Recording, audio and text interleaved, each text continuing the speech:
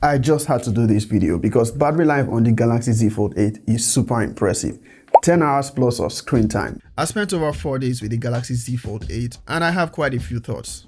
But let me start by saying this just feels right and would have been almost perfect if not for a few quirks.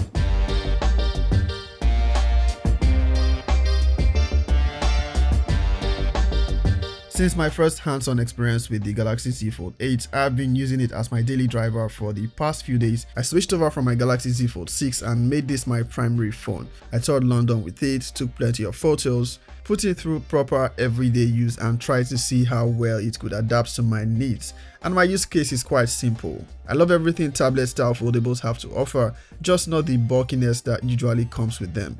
That is why I was so much looking forward to the Z Fold 8. Now that I have it, I've encountered a few disappointments and frustrations which I'll get to shortly. But first, I have to appreciate what Samsung has done with this new shape. It feels like the perfect blend between the flip and the traditional fold. The simple fact that it's a tablet that folds down into a compact 5.5-inch smartphone while being slimmer and lighter than many conventional flagship phones makes this the best foldable form factor in my opinion. For context, at just 201 grams, it weighs even less than the Galaxy S26 Ultra.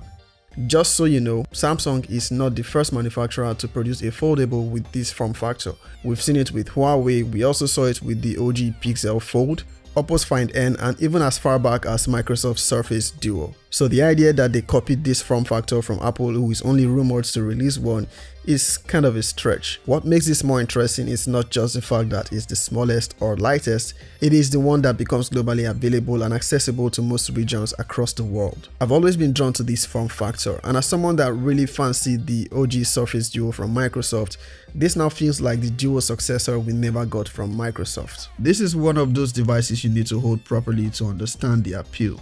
People seem to think it's a very wide phone, but it is actually smaller than it appears in photos and videos. You can see that my hand almost goes around it. Yes, I have fairly large hands, but it's only slightly wider than my S26 Ultra. That makes it narrow enough to operate most of the cover display with one hand, but still wide enough to type comfortably with both hands. In fact, thanks to its width, this offers one of the best two-handed typing experiences I've had on a smartphone. Apps also fit properly on the cover display. The main compromise is with vertical content on platforms such as TikTok and Instagram. Reels do not fill the entire display in the same way they would on a regular smartphone. But on YouTube, Netflix and other streaming platforms, thanks to its native 16:10 aspect ratio when rotated, most 16:9 videos fit almost perfectly with minimal black bars, making the cover display surprisingly good for media consumption. When you unfold it, you get a 7.6-inch tablet display to work with. There will still be noticeable black bars when watching videos because the internal display has a more square-shaped 4:3 aspect ratio, but it's much better than the aspect ratio on the previous form factor, making this the better device for watching videos. The improved resolution and brightness combined with up to a 50% reduction in reflections makes this one of the best looking foldable displays. It is vibrant, sharp and genuinely pleasing to look at. For anyone wondering about the practicality of a 5.5-inch cover display, you should remember that there was a time when 5.5 inches was considered a large smartphone screen. The Galaxy Note 2, for example, had a 5.5-inch display. So you can comfortably use the Fold 8's cover display for most apps, then unfold it only when you need the extra screen real estate for media consumption, multitasking, or productivity. Now, multitasking is not something that needs to be explained for a device like this. You have a wide display, and One UI 9 gives you the flexibility to make the best use of it, whether it's running 3 apps in split screen or using multiple apps in pop-up windows. I particularly like being able to pull an app directly from the dock and open it as a floating window without closing or minimizing my current app. As expected with a tablet-style display, not every app is fully optimized for the entire screen, but some make very good use of the extra space. Instagram and TikTok are good examples.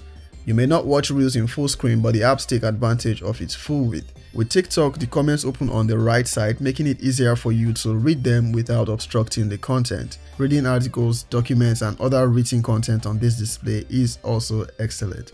The manga readers will love this one. However, when you rotate the phone to portrait mode, the punch hole camera obstructs some of the content. It makes me wish they had stuck with the under display camera, but this is best for image quality.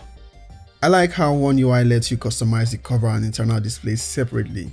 You can have two completely different layouts depending on whether the phone is folded or unfolded. For anyone that keeps asking where I get my wallpapers, I use the Wallcraft app. This is not a sponsored mention, it's just what I've been using. And I'm only saying it now because I keep getting comments about my wallpaper.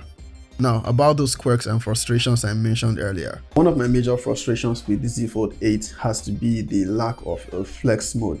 Now, don't get me wrong, this is a really good phone, I love it, but I want to be able to use flex mode. Samsung even removed the feature at a software level, so when you have games or apps that take advantage of that flex mode, it's not going to activate here like we have it with previous foldables.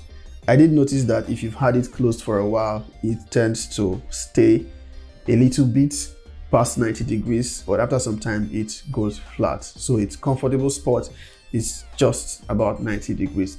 And this creates a problem for someone like me because sometimes I want to be able to type in this mode. Right now, yeah, you can see that it went back straight.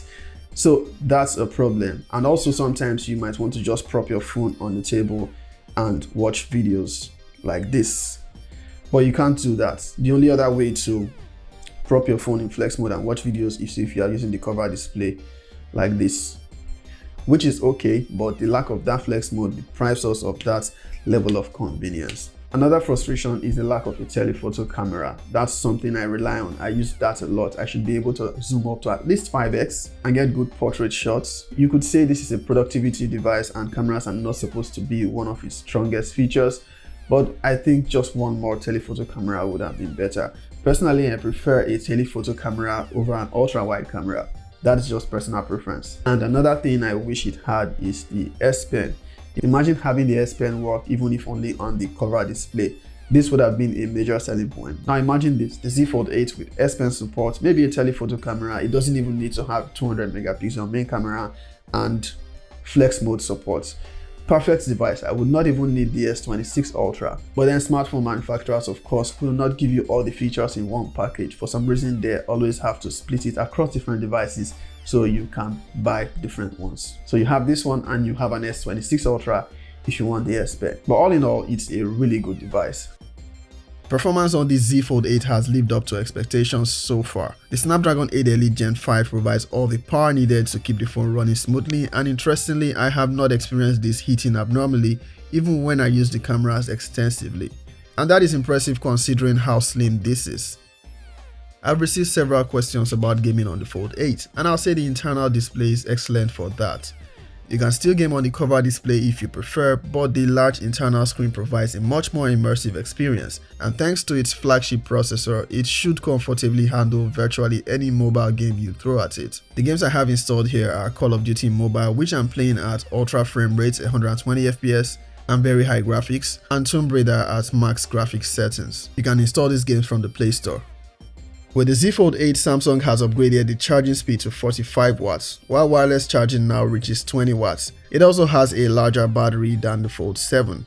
I've used it extensively over the past few days, draining the battery each time from a full charge. So right now I have 3% battery left since my last full charge with over 9 hours of screen on time. This should be my 4th day of use.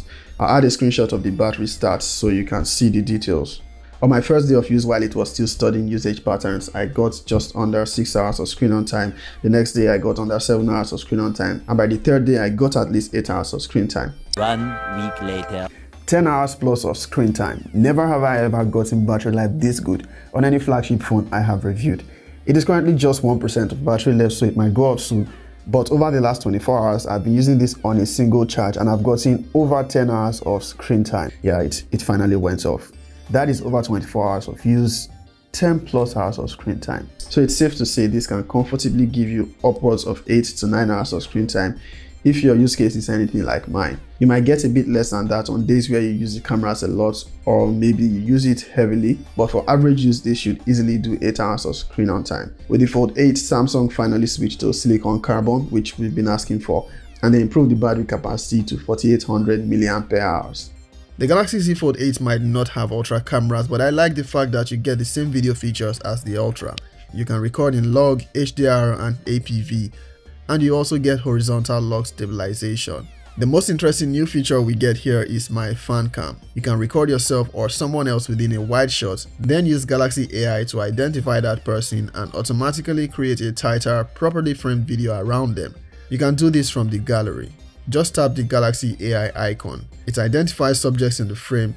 You select one and choose the preferred aspect ratio, then watch the AI do its thing. And it works surprisingly well.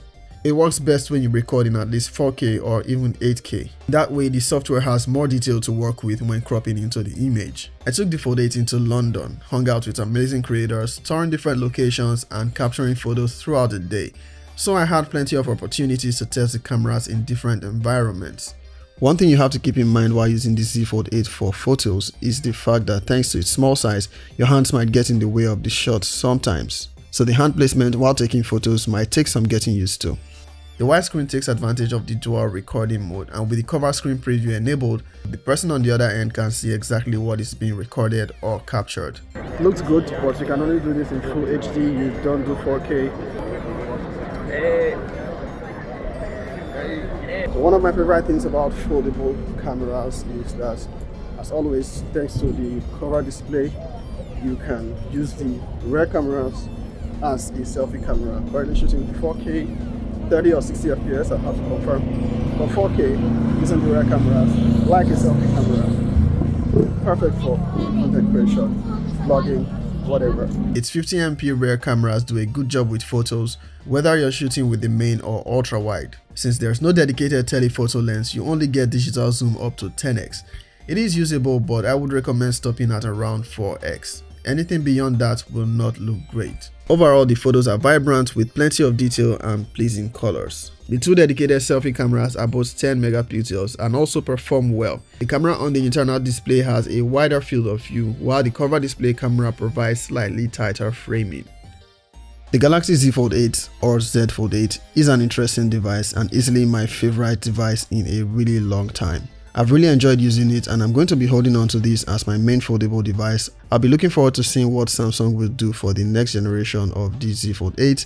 Also looking forward to seeing what Apple will do with their first foldable. So what are your thoughts on this new shape by Samsung? Is this the final form for foldable phones, or there's still more to come? Also, which do you prefer between the passport style fold or the traditional fold? Stay tuned for my review of the Fold 8 Ultra and leave a comment if you have any other questions about the Fold 8. You can also follow me on TikTok and Instagram because I'll be exploring more of the phone and sharing additional short videos there.